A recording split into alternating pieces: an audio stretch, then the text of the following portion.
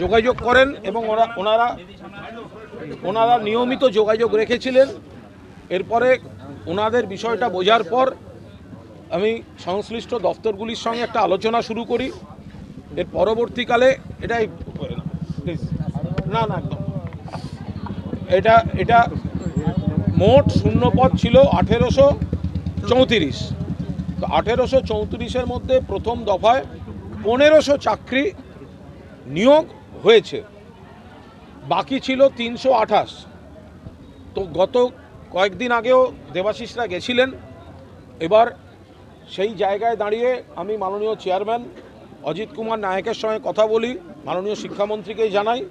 তারপর মুখ্যমন্ত্রীর নির্দেশে এই জটটা খোলার জন্য শেষ পর্যন্ত আজকে বাকি প্যানেলটা অর্থাৎ 328 সেটা এরা ডিপিএসসি থেকে ঘোষণা করে দেওয়া হলো।